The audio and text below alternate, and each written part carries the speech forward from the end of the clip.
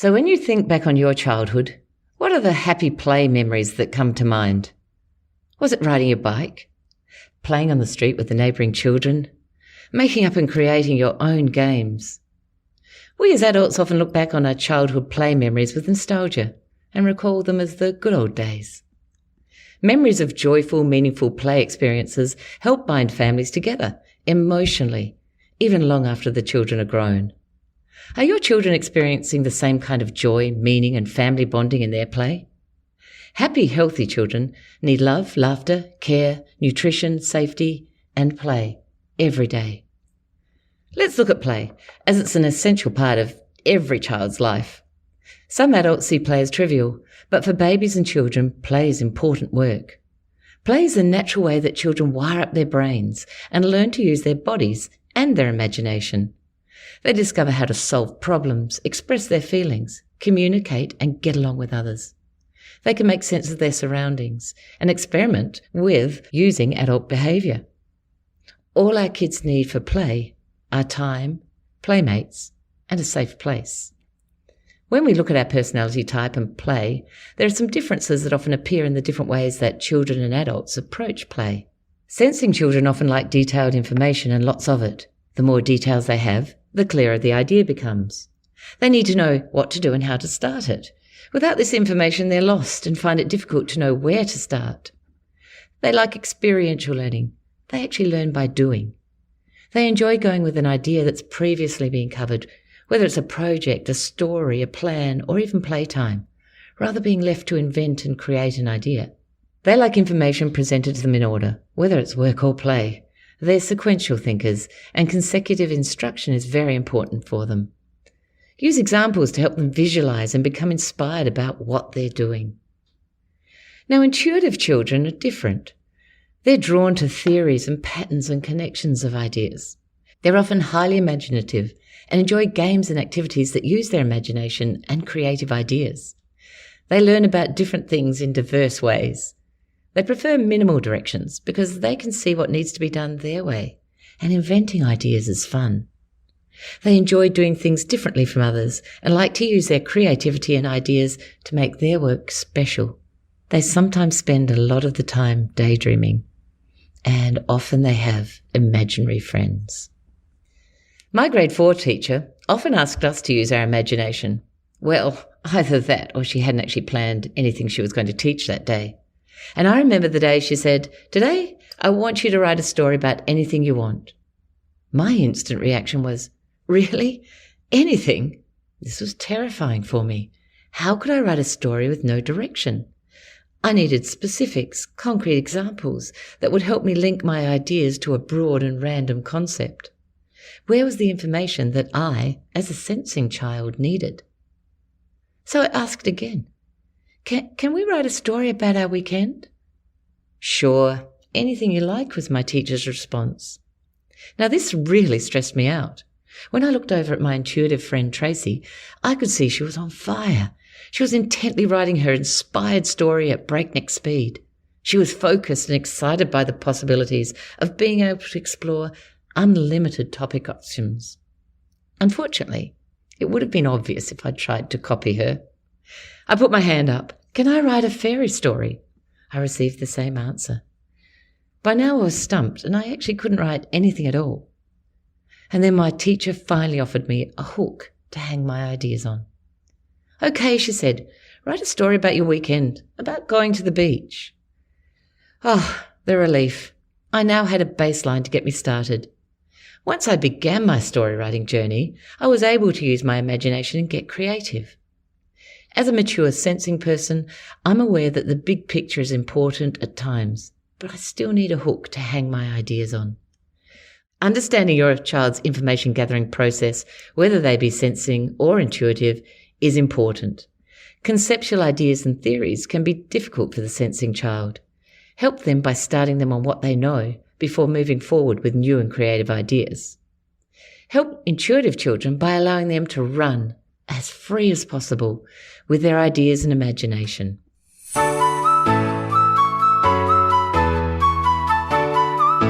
I'm Kate Mason, and welcome to Parenting and Personalities. This is the podcast that connects you to the ones you care about the most. Today we're talking to Sarah Best about the importance of play, not just for children, but for us too. Sarah is amongst many things: mum of 3, play centre facilitator, brainwave trust Kieko, change activist, conscious parenting advocate, and author of Changing the World is Child's Play. Sarah shares her passion in making the world a better place. She believes it can be done. She also believes that the single most effective way to create positive change is through meaningful child's play. Put simply, it starts with sharing loving, real-life experiences with your children. Sarah blogs, speaks and facilitates workshops on play and other parenting and childhood topics. Hi Sarah, welcome, and it's great to speak to you today. Hi Kate, kia ora, good to be here. Now, can you tell me about the journey that's led you to this space of a parenting advocate that you're currently sitting in? Like, what's your history behind all of this? Well, I have to admit I wasn't actually that interested in children before I had my own. I was in IT, I was a project manager, I was a facilitator, and I enjoyed that sort of thing. And then I had my own children. I went to Play Centre, which is a New Zealand early childhood opportunity for parents to work with their children, and I started doing courses and learning about child development. Then I learned about the brain. I joined Brainwave Trust and began at Brainwave Trust Aotearoa, which helped me understand more about what's going on in children's brains. And I realised the critical importance of how a child's first years go for them and as to how that affects their lives. And I realised, wow, this is a way I can make a difference in the world. This is what I'm passionate about. This is what I get up for every morning now. Fantastic. Now, had you had your children by this stage, or were you still childless at the time that you did all this? No, I had my children and went to Play Centre with them. Right. And I've now got 3 teenage girls. So this was a wee while ago that it first started to dawn on me that I was more interested in humans and child development than I was in IT. And the passion just took over and I haven't looked back. Oh, fantastic. Now, you and I spoke about personality type earlier on, and your personality type is a very creative and imaginative and looking at the big picture of things. And so this is an amazing thing for you to funnel all of that energy into. Just a quick question. Have you noticed does it help you with your teenage children, or does the brain change so much at this time that you have to learn a whole lot of new stuff? Well, actually, yes and yes. Both of them are accurate. Understanding what I need and my ways of being, and then recognizing that my children are different to me. They are not a mini-me. They are different. They have their own ways, and their ways are not wrong. They are just different is really, really important. And I need to keep trying new things, learning new ways of interacting with them, because they do change and grow over the time from when they're a little baby. And it's important not to get too attached to this is how my child is, because they may be expressing their personality in different ways depending on the stages they're at during their lives. And they get more and more experience out in the world, and that brings out different parts of them.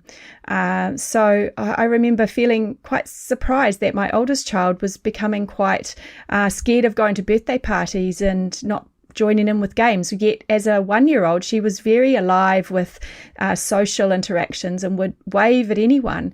And, I don't understand what was going on there, but she actually is less outgoing, than her younger sisters have turned out to be, even though that 1-year-old was waving lots at people and seemed turned on by social interaction. So people do change over time, and you've got to go with the flow. I don't understand how it all works. You've just got to ride the waves. You do, and they do change, and experiences change them, like you say. And look, I've got a 90-year-old dear mum, and the parenting journey never ends. She still picks up the keys or looks around before I leave and says, "Have you got everything today, dear?" And I'm like, "Oh my goodness, this never stops." Yeah, true. So today, look, we're going to talk about play, because play is missing in so many young children's lives today with the projection of all of the phones and computers and everything that we now have in our lives that are taking up what used to be our playtime. So can you tell me what you see in play that is so important? And I'll open the gates. Go for it. Absolutely. Play is how humans, and in fact all mammals, are supposed to learn. This is adults included, not just children. And play is missing in lots and lots of parts of our lives, certainly in our society and in many societies around the world. It's all become rather serious. And also technology is taking over, so play has changed. Now, unfortunately, with technology taking over a lot, what is being missed out is the physical, actually moving the whole body, not just the thumbs or the fingers, and using huge parts, different parts of the brain to creatively make sense of situations. That's not happening so much without real life. It's really, really hard to have that full access to all the different parts of the brain. And also human interaction, face-to-face, ideally, human interaction is really important. And all of these things happen naturally with children who are able to play both on their own and with others, either of their age or with adults, or with other, lots of different age ranges. So really, really important for children to be able to have free play in a real life setting rather than just watching TV or on games. So this is well documented now, especially for young children, that the need for all of those three things: physical movement, creative, open-ended play, and human interaction are really critical to their development. And these happen if we allow them that space to play. So what's the cognitive neuroscience behind play? What's it doing for their brains at the time that they're playing, especially free play where no one's directing what's happening with them? Yeah. Well, when a child's born, they've got 86 billion brain cells, and that's the same as an adult. So they're born with all the brain cells they're ever going to need. But what is different from a child's brain to an adult's brain, or a young baby's brain to an adult, is the connections between them. And play is actually helping to create the connections between all those brain cells, creating those pathways, and this firing of the connections in a group over and over again is called myelination, and it's a really important process to embed the learning. And what the child is doing is actually making sense of themselves, others, and the world through their play, through trial and error, through role playing and trying to make sense of different scenarios, through learning how to move their bodies, feeling different textures, using all their senses. So that's taking in information and helping the brain make sense of it. And that's creating a foundation for how they're going to think, feel, and behave throughout the rest of their lives. So this is a very, very important process for children to be engaging in. And like I said before, adults as well. Yes. We gain a lot from play. Okay, that's an interesting us young thought. And alive. Yeah. Very so just keep that in mind. Yes, yeah. Just keep it in mind.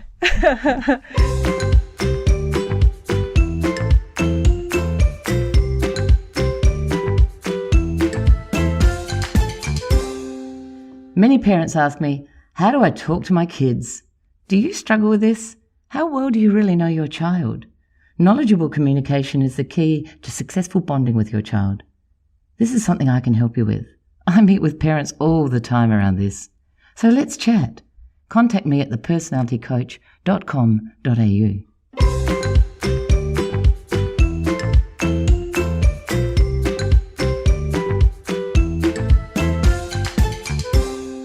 If our children aren't playing enough, what are going to be the results of that? You know, what's happening today that possibly are the results of children not having enough free play and developing all those things that you've just mentioned? How's that impacting our society possibly today with young children? Possibly, yeah.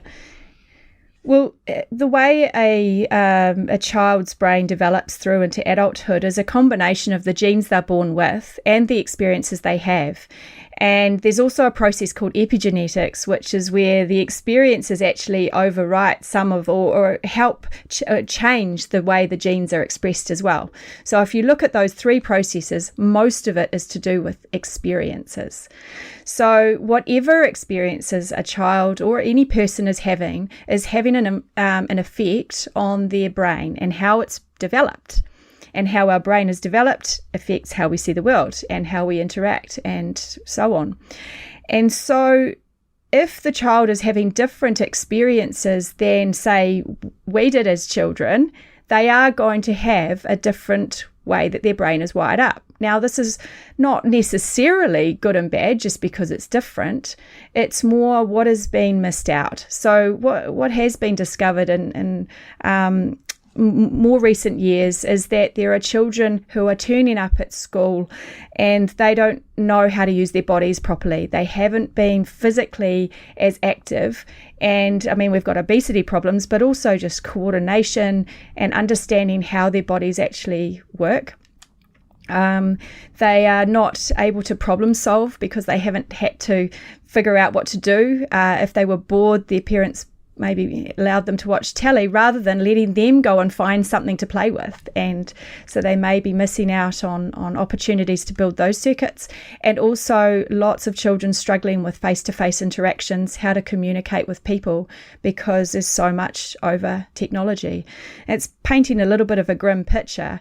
And most children are not 100% on technology, yes, of course, yes, but every experience is having an impact. So that's what we need to be aware of. And we don't actually know fully how this is going to affect human beings in the long term. It's a big experiment. It is a massive experiment. Yeah. Free play, physical, real life free play is still considered to be the best way to help develop the brain. And that's so true. And even physically, a friend of mine went to a conference recently with physiotherapists, and children these days, they're discovering can't turn things anymore, and they're losing the ability to have that strength in their fingers because they're pushing buttons all the time. And you sit there and you go, yes, oh my goodness, so that is really important to think about, if you're listening at the moment, to have a think about how much that happens. Now, look, you also in your book talk about adult play with the child, encouraging that and developing that through yourselves as well. And look, it's not talking about deliberately making them have deliberate playtime, but how do adults play with kids? What kind of things is that? Because I'm actually, I hate to say this, but I really lack imagination. I'm not really and I wasn't an imaginative play person either. I'm a kind of person that needed the toys around to create my imaginative play when I was younger. But what can we do? What can adults do with their kids to create? Yeah, It doesn't always feel comfortable, and I suspect you're selling yourself short, Kate. Yeah. I suspect you've got lots of creativity, just maybe not in the ways that other people thought were good. We are very alert to people's judgments, and often adults, have backed off play because they were told they were doing it wrong. So there's a hint there. Try not to tell children they're doing play wrong because it does affect how they think about themselves later. So in Changing the World as Child's Play, which is my book, which I just loved writing, by the way. I loved reading it. It just flowed. And while it's about play, it's actually a lot about human interaction and parent-child communication and lots of love and care and awareness. So, I really enjoyed writing that and giving people ideas of what they can do. One of the main focuses of that book is that everything is play. Real life, normal, everyday things like doing the dishes can be play. Going for a walk can be play. Having a talk about something important. I've got a chapter on talking about death and how to handle that. That can be play. So being really open to what the definition of play is a really good start. Yes. And not having it need to be a certain way. So yeah, just allowing. So can you give us an example? Yeah. So let's go with the dishes example. Yep. And you say we've got a young child and we, all right, let's get you a seat standing up by the sink, and then give them things you're comfortable with washing, and let them go for it. Don't say, oh, you should do this one first and then this one first, and no, you need to use this implement. Let them have a go and be creative. And if they muck up, go, oh, that didn't work. What would you do next time? Rather than solving the problem, rather than diving in, allow the play. And if we actually step back and halt the need to interfere, which is strong for many parents, if we halt that desire and let them actually do what they do, we may find that they come up with a better solution than we do. True. Or they'll learn something from it, one or the other, and maybe even some other options as well. And we'll learn not to rush in and tidy up. Yeah, that's right. And tidy up can be play. Let's make that fun. Wow, you've had so much fun here. Whew. All right, let's put on the tidy up song. Here we go. Which bits are you going to go for first? Yep. And then, I'll help too, that kind of thing. Fabulous. Make it fun. Look, you can even make going to bed for a nap fun. I remember saying to my girls, oh, it's time for your nap. This is so exciting. Oh, I wish I could go for a nap. Oh, how wonderful. Who will you have going with your nap with today? And just turning anything into play is a way to do it. Now, you might have a little story going on in your head. Oh, well, I can't do that. That's all very well for you, but, I can't do that. Actually, take a breath, let it out, and go, everything is play. Yeah. Everything is play. That sounds great. I feel quite relaxed talking to you. Although my kids are too old to do the dishes thing, maybe I need to do that. Maybe that's what I need to do with them. Maybe. I've been working on that for years. Yeah. It helps to start early with that one because they do wise up. They go, oh, Mum, that's not fun. That's right. Don't be ridiculous. So if we were talking a bit too about how boys and girls engage differently in play, what have you seen and have you noticed around that type of thing too? Yeah, there's a bit of difference, but not necessarily. No. Don't get too hung up on the boy-girl thing because, yes, boys and girls have got some biological differences. They're not huge for most people. There's often a crossover and it depends on the environment and the certain context as to how that's expressed as well. So just first of all, it's not hugely different necessarily. However, what I have noticed with my anecdotal observations and what I've seen in some of the research is that boys often take a functional approach to play. What is the sound the thing makes? What is the purpose of the thing that they're using? And they might be quite creative about what that purpose is.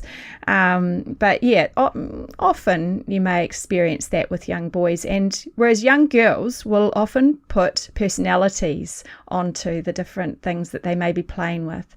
If it's an imaginary person or a part of their one of their toys, or even their finger is a person, perhaps, and chatting to another person. It's all about interactions, relationships, and how they get on together. That's just something that's been noted. And as boys and girls get older, they start to they often specialise a bit more into areas of interest that they have, and this is where a big crossover happens. You've got boys who are interested in mechanics and things, and girls who are as well. And same with other types of play. But certainly when they're very young, that was what struck me most, was noticing the girls focusing on the relationships and the people, the personalities, the boys focusing on the functionality. Yeah. And I've got a son and a daughter, and I've got several nephews, and I used to notice similarly in that, and boys were all people would hide weapons from boys and they weren't allowed to have toy guns and whatever, but they would turn a stick into a sword. They would turn a stick into a gun, like their imagination. And it was usually a stick. It was usually a gun or a sword or something like that. It was never a person or it didn't, like you say, have the personality aspect to it. There was always something quite different around what they would do with that side of their personality. Look, that's just my anecdotal experience as well. But there's just, sometimes, I really did notice in that time quite a different form of play with all of the younger children that were around, that there was kind of definitely a bit of a gender bias to their play when they were young, like preschool type of age, those very young years. Some people think that boys are more maybe more boisterous and large muscle play. I haven't seen that quite so much. Maybe a little bit girls more into quiet play, but I've seen boys engaging in quiet play a lot and girls playing in big muscle play as well, quite a lot. So I think more the relationships functionality difference is the one that is strongest. I do agree, and I do think, and this is off topic and totally not what we're really talking about today, but when my daughter got to year 6 at school, they had to go into their skirts were long at school. So they had to wear quite long skirts, and all of a sudden, they're getting to the age where they're a bit sensitive about people, running around and people seeing their knickers and all the rest of it. And suddenly play just disappeared out of their lives because they couldn't run freely anymore. They weren't able to do the things that they used to do, and their uniform remained quite cumbersome. But the boys were in pants and they were able to run around and have. So sometimes stuff like that can impact play, and that's really just your outfit. The comfortability of an outfit to run in and play in versus. So we actually pushed, and they actually ended up being able to wear their sports uniforms to school some days so that at least they had that freedom. Yes, and that's very much a cultural thing. I don't think it's an accident that girls were put in those sorts of outfits. It was to try and make them be more ladylike, calm, quiet, ladylike, yeah, absolutely. And it was expected that boys would skin their knees and come home with mud on their shorts, and that was not okay for girls. So, culturally we have influenced play a lot. And certainly I found that when with my 3 girls, and people would buy them pink stuff and dolls and frilly things. Oh, my goodness. Yep. My daughter hated dolls. They're pressured. Yeah, absolutely. And there's a lot of pressure, though, to succumb to those stereotypes. There are. That's a whole conversation we can have another time. That would be brilliant. Oh, look, thank you so much. It's wonderful to hear how important play is, why play is important. So if you're listening and you have young children, how to instigate it into their lives. It doesn't have to be a deliberate, oh my goodness, I've got to take them to the park today. It can be as simple as let's play while we're doing the dishes. Let's play while we're having a nap. Let's do all of those things. And let me tell you, Sarah's book is amazing. It's actually online on her website, isn't it, Sarah? And it takes, I read it, and it's short enough to read pretty quickly. And as I was reading it, I just felt so understood and understanding of what you're aiming for, and I could do everything that was sitting there. I wish I had had that when my children were younger. So for the listener out there, grandchildren, yep, that's right. Oh, please don't do that to me yet. I've got a grand dog. So for grandchildren, it'll be amazing. And I did say to my daughter after I'd read it, when you have your children, I'm printing this off and I'm giving it to you and I'm going over it with you at the same time. So thank you, Sarah. Thanks so much for sharing that wonderful information. And I think that a lot of people out there are going to find it extremely useful. Thank you so much. You're welcome. Thank you, Kate. Play is important for everyone. Knowing and understanding yourself as a parent and understanding who you're parenting can help guide you through your parenting journey. Every child is unique, but understanding their personality type will help understand their strengths and stretches in life. I'm Kate Mason, and thank you for listening to Parenting with Personalities. If you've enjoyed this episode, we'd love it if you could leave a rating and a review that would help others learn about this podcast. If you're interested in discovering more about you and your family's personality types, you'll find my newly launched book, Who is This Monster or Treasure in My House, on Booktopia or Amazon. If you have an episode idea, please send a note to thepersonalitycoach@gmail.com. Many thanks to our producers at Stories and Strategies, and we'll see you next time.